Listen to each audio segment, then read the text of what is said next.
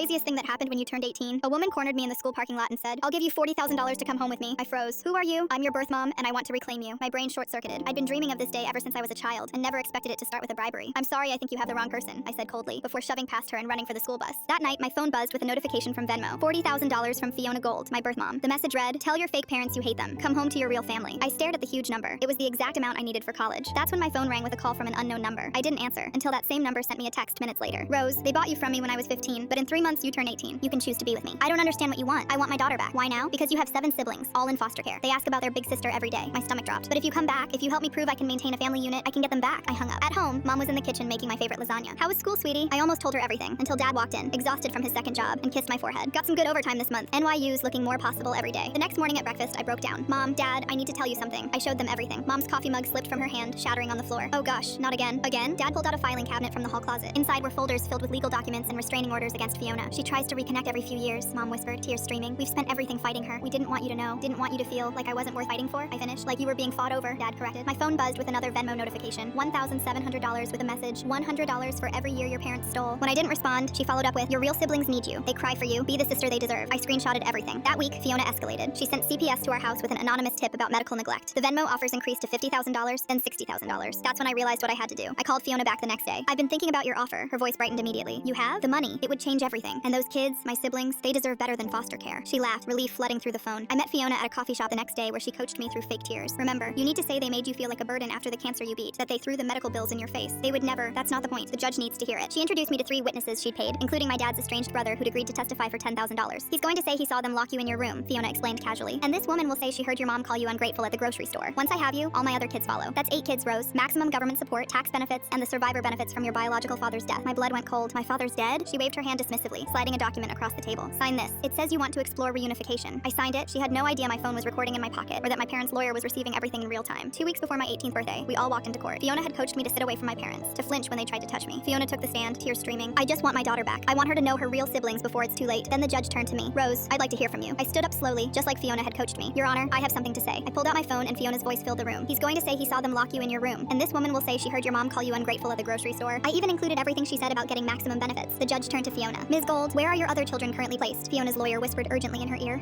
They're in temporary care." "Where specifically?" Fiona broke down crying. "They don't let me know. The system is broken, but Rose is almost 18. She can choose." That's when I stood up again. "Your Honor, wait." My parents' faces went pale. Fiona made mistakes, but she was 15 when she had me. I want to give her a chance." The judge looked stunned. "Are you saying you want to live with your biological mother?" I avoided my parents' eyes. "My siblings need their sister. Maybe we all deserve a second chance." I moved in with her that night. My parents tried to stop me, but I was almost 18. She fell asleep smiling, thinking she'd won. But I stayed awake, staring at the ceiling of her roach-infested apartment, because I knew I had to play the long game. Full story on channel, link below.